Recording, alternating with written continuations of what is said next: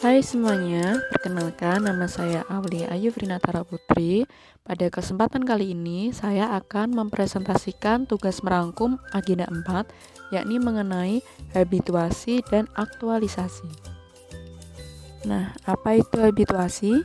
Habituasi adalah proses pembiasaan pada sesuatu agar menjadi terbiasa atau terlatih dalam melakukan suatu hal di lingkungan kerja. Dari pembiasaan diri berperilaku ini, nantinya akan terbentuk suatu karakter diri. Sebagai contoh, ketika kita menyentuh kepala kura-kura untuk yang pertama kalinya, pasti kura-kura tersebut akan memasukkan kepalanya ke dalam cangkang sebagai bentuk perlindungan diri, karena kura-kura mengira hal tersebut merupakan ancaman bagi dirinya. Namun, ketika hal tersebut atau ketika kita menyentuh kepala kura-kura berulang kali, maka hal itu akan menjadi sebuah kebiasaan, sehingga kura-kura tidak lagi mengira hal tersebut adalah ancaman. Sehingga habituasi merupakan cara untuk membiasakan diri, habit atau kebiasaan.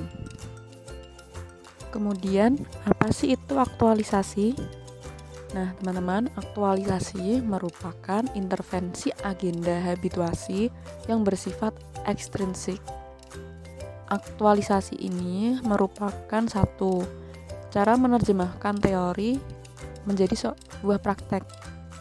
Yang kemudian ada konsep yang menjadi sebuah konstruk dan terdapat gagasan yang akan dijadikan sebuah kegiatan.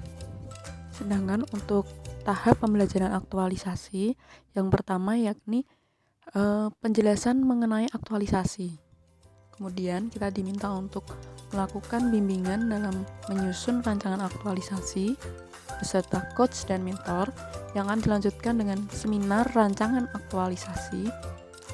Selanjutnya yaitu melaksanakan aktualisasi. Setelah itu, selama sebulan kita akan melaksanakan bimbingan persiapan seminar dan pada akhirnya seminar pelaksanaan aktualisasi yang menghasilkan PNS yang profesional, berkarakter, siap melayani masyarakat dengan baik. Kemampuan yang harus dikuasai peserta yang pertama adalah penentuan isu, jumlah kegiatan, kualitas rancangan kegiatan, relevansi rencana kegiatan dengan aktualisasi dan teknik komunikasi. Yang kedua, dalam pelaksanaan aktualisasi harus diperhatikan kualitas pelaksanaan kegiatan, kualitas aktualisasi, dan teknik komunikasi. Lalu bagaimana sih konsepsi hubungan habituasi dengan aktualisasi itu? Jadi mengenai konsepsi habituasi dan aktualisasi seperti yang saya tampilkan di slide berikut.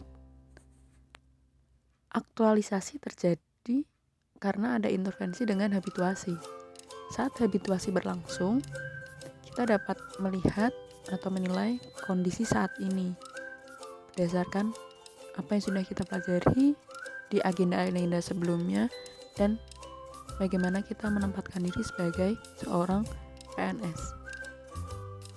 Setelah dalam masa habituasi ini kita jadi tahu dan bisa menilai mana ya isu yang sedang berkembang dan bisa kita selesaikan. Nah, di dalam aktualisasi ini isu-isu yang ada bisa kita pecahkan atau bisa kita berikan gagasan yang baik, yang kreatif untuk mencapai visi dan misi tujuan unit atau organisasi. Dalam pemilihan isu, ada beberapa hal yang perlu kita perhatikan. Yang pertama adalah keterkaitan isu dengan mata diklat, kemudian terdapat inisiatif, kemudian analisis berupa dampak, hasil analisis, level dampak, dan keberlangsungan dampak inisiatif, dan jangan lupa sumber, asal dari individu kah, unit kerja, atau organisasi. Selain hal-hal di atas, kemampuan menetapkan isu juga dibagi menjadi 3. Yang pertama, environmental scanning, yaitu kepedulian terhadap masalah dalam organisasi maupun memetakan hubungan kausalitas. Yang kedua, yakni problem solving, yaitu kemampuan mengembangkan dan memilih alternatif dan kemampuan memetakan aktor terkait dan perannya masing-masing.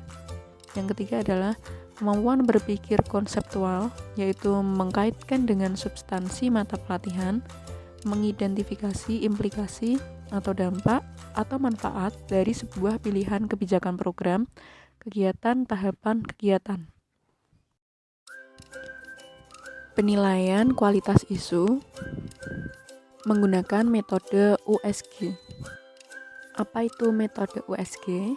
Metode USG merupakan salah satu metode scoring untuk menyusun urutan prioritas isu yang harus diselesaikan.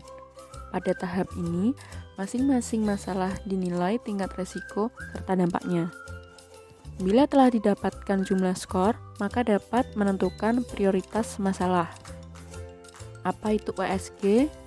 U adalah urgensi, yakni seberapa mendesak isu tersebut harus dibahas, dianalisis, dan ditindaklanjuti.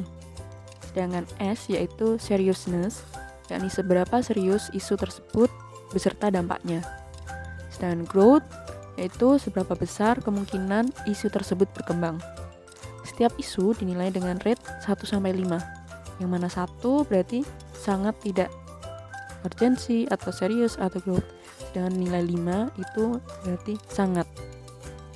Setelah analisa dengan metode USG, maka dapat ditentukan rumusan isu yang akan diselesaikan beserta judul yang sudah berupa kalimat positif seperti optimalisasi, peningkatan, mewujudkan, dan lain-lain.